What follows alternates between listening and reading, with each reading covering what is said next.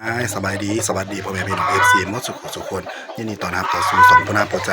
มื้อนี้ผู้น่าพอใจก็อยู่บ้านคือเก่าพี่น้องในเพจมื้อนี้มีงานอยู่ข้างเฮือนเนาะลูกอ้ายเป็นงานร้านงานผูกแขนเพิ่นแต่งงานเนาะเดี๋ยวว่าเอาผัวเนาะเฮ็ดมัดแขนเด็กๆน้อยๆเราแต่สองพายเนาะสองก็ไปซอยงานเพิ่นก็ได้บ่ได้ถ่ายเบิ่งเดียวเฮาก็สิย่างไปงานเพิ่นเลยเนาะทุกคนเดี๋ยวก็ไปถ่ายเบิ่งเด้อผูกแขนหลานสาวเพิ่นแต่งงานเนาะอยู่ข้างเฮือนผู้น่าพอใจตอนนี้ผู้น่าพอใจกำลังงานไปเด้องานผูกแขนลูกอ้ายแล้วก็ผูกแขนเหมือนกันหมดแดงแล้วใครแน่แล้วใครผูกแขนเราหมดแดงแล้วทุกคนผู้นำผู้ใจกำลังสีงานไปเนาะเฮือนงานผูกแขนหลานสาวจ้าไปที่บ่าวเยอะนี่ก็ร้านนึงกันเลยร้านทรายเนาะพักอะไรลูก2 คนสบายดีเลยที่สบายดีสบายดีสบายดีจริงๆไปนอนนะบ่ฮะแล้วนอนมาฮะไปทุกคนเขาจะเข้าไปเฮือนงานเลยเนาะก็ชวนเดี๋ยวแล้วว่าถุนเยอะงานผูกแขน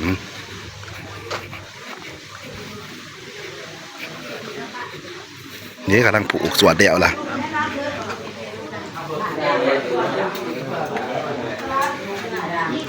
สวดเดี่ยวแล้วบ้าเนี่ยนี่ทุกคนจะมีตะพีตะหนองเนาะ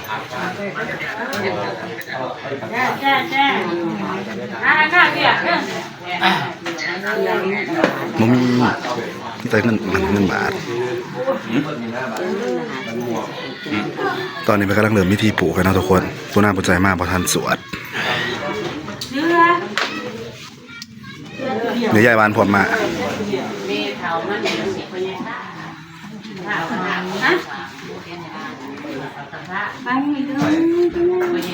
งานผูกแขนหลานสาวจ้า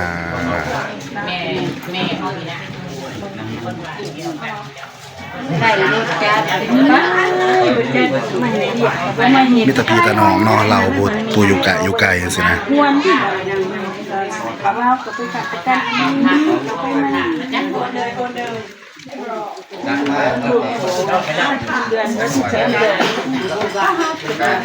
เราอยู่เมืองไหน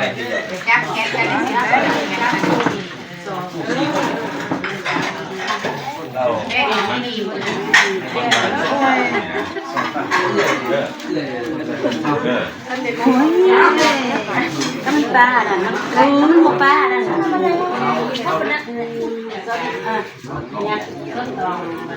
มันจะออกไปวัด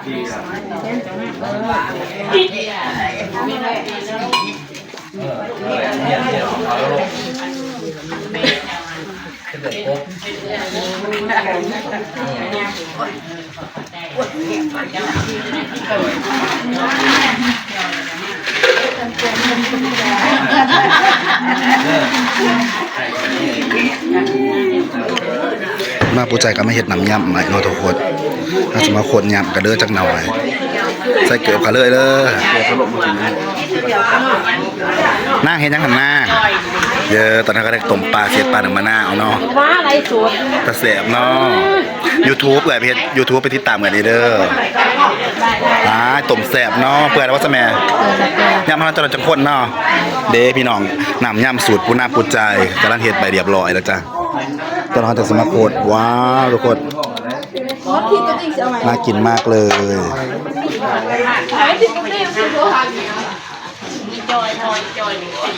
ล้างมุงล้างหมาดกับก้อยหมูแล้วกับก้อยเนื้อเนาะ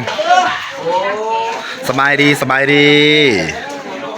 เยอะก้อยแสบๆน้ำกันเด้ออันนี้เขาเอิ้นยังมาเนาะอันนี้ก้อยป้าพี่น้องก้อยป้าก็ก้อยป้าตะเสบคนเห็ดกับเป็นตะเสบเนาะงามเนาะคนเห็ดคนเสิร์ฟกับงามเนาะโสดเยอะวะเนาะมาแต่เมืองเพ่งเลยจ้าเป็นพี่น้องทั้งพี่เอ๋ยปูน่าเองเนาะเป็นเอ๋ยของเอ๋ยแก้วเนาะนี่เป็นน้องสาวเนาะโสดเยอะบ่โสดซิงโอ้ยว่าอยากซื้อเอาไปนะซิงเลยนี่แหละโสดกันเมื่อก้อยป้าแซ่บโสดชิงหรอนะเนาะเดี๋ยวเขาเสิร์ฟกันสิบคนยำเนาะจังหน่อยเนาะไปทุกคนนี่เริ่มเสิร์ฟเริ่มยังเลยแล้วจ้านี่ไปกำลังปลูกเพิ่งขึ้นโต๊ะนะเลย หน้าผู้ใหญ่ท่านใหญ่นะใช่แล้วกันเอาไปงานได้สักวันนั่นเด้คือจังหวะ แค่ได้ไม่ได้เข้าตัวนึงอ่ะ อันนี้หนามตัวนั้นดิ ไข่ง่ะ ลาเนี่ยเนาะเดียวจุ้งเขาป่ะนี่ ไปงะ จุ้ง พวกนั้นก็จุ้งว่ามัน จุ้งเข่าไข่กินน้ำเด้งๆโดนน้ำมันเป็นยังไง ไปมันงะปลุกเข้าไปเลยไม่นี่ นี่นะจากแม่นี่เงียวเนี่ยมันบ่เป็นเงียวเพราะว่ามันบ่เป็นคนเฮ็ดเจ้าขายเป็นคนมันเป็นเงียว หาเงินหาปักเอาตัวเนี่ยเนี่ยอย่าง เดี๋ยวตอนนี้กำลังกินข้าว ชาว เนาะ จุ้งก็ไปแต่จะให้ก็ได้ก็ให้ เสียบอยู่ว่าย่า ถ่ายรูปได้เลย ว้าวิดีโอนี่เราถ่ายวิดีโอไว้ป้าไปนั่นนี่แหละเยอะคือถ่ายไหมเสียบอยู่บ่เราจะกินย่ำข้าหนึ่งพี่ตาพีตาหนองเนาะพี่น้อง มาแต่ว่าพ่อมากับไปก่อน ไม่ท่านเมียแล้วก็เป่า ตอนนี้กำลังจูงกระบาวเขาหอมเนาะ ลูก เออ ผ่าที่น่ะผ่าก็ได้ผ่าน้ำแข็งเข้าเลยกาบสามเถื่อเด้อนะ กราบ3 เทือบ่ ให้กาบสามเถื่อกันนอน ตามประเพณีเนาะพี่น้อง เราเคยถามไม่รอมึงหัน กราบที่นอนบ่แม่นบ่ แม่ทุงกาบยังแล้วบอกกาบขันหาก ราบขันหาเด้ คุณดีเขาใช่เขานั่งโลกบ่ ๆวันนี้แม่ได้จังได๋บัดนี้แม่ ไม่เนี่ยไม่ร้อน พากับบ่จักเฮ็ดบัดนี้ กูจับ ให้ตาผัวกับเมียบอกกราบ แม่เห็นบอกเป็นของยาแกอันเจ้าหัวเล็กกาบไม่ได้กาบ แล้วไหนแล้วยืนที่ไหนแล้วนาง กราบบนนอนนั่นแหละ กูนั่งก็รอดคุณเหรอ บ่จะอยู่หันได้แม่ ตายแล้วกูยาก็ได้ เฮ้ยกูจับเว้ย คอยบ่จักเว้ยยา กูซ้อล่ะเรื่อง โอ้เฮ็ดแต่ได้เป็นกราบแล้วครับขึ้นมาเทิงหันบ่ ยังไม่ได้ขึ้นเลย เออ ไปถึงหัว มีข้าวมันสิใส่นั่นตัว กราบแล้วบ่ล่ะ จ้าออกไปวันอะไรเด้อวะ นี่บ่ถ่ายกับ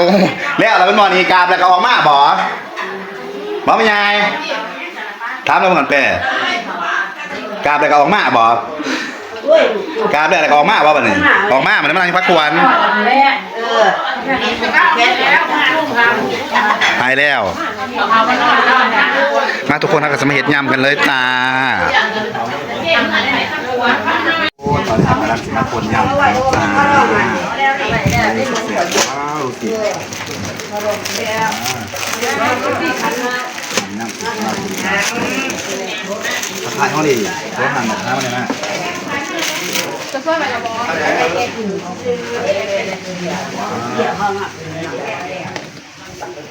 คนอยากใส่หมวก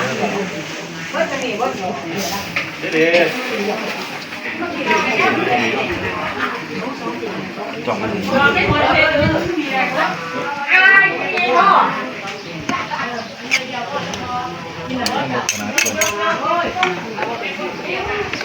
เสียงกันนะจ๊ะ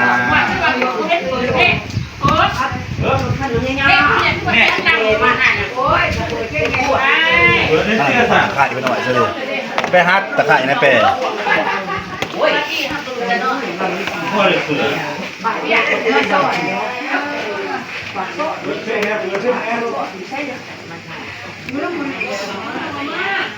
ไปเลย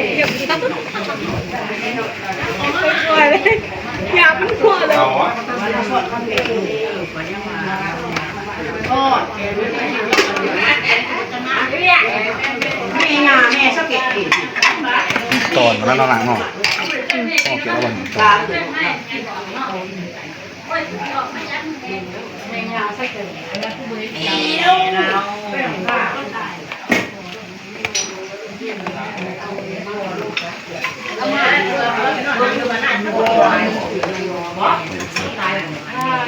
ใส่ดูเถอะ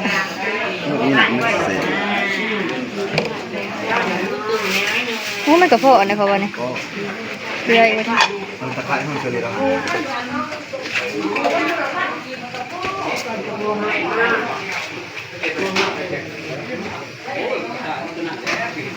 เริ่มแชมป์กันแล้วจ้าทุกคนกินข้าวจ้าเดี๋ยวแล้วเนาะมาเปียกแซ่บทุกคนครับที่นี่เลยกินเมลายอดข้าวทั้งปลาเป็นโปรแกรมของยังไงมาพากันกินข้าวทุกคนมาแชมป์กันเลยมาเปียกหมด นี่เด็ก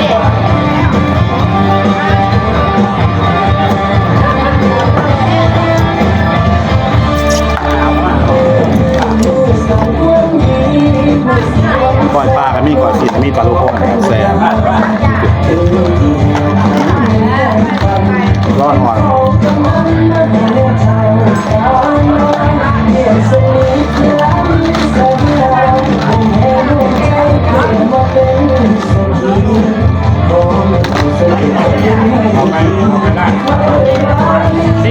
งมาครับฝั่งลุงบ้านกับลุง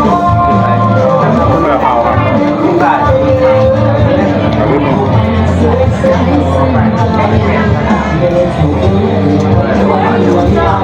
มาเด้อกินข้าวทุกคน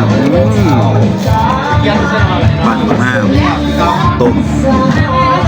มาเยอะมากเด้อแต่สาวตอนนี้กำลังกินข้าวกันนะทุกคนได้แล้วนะโดนเลยว่าถ้าเขาติดมือติดหยังบ้านนี่แหละ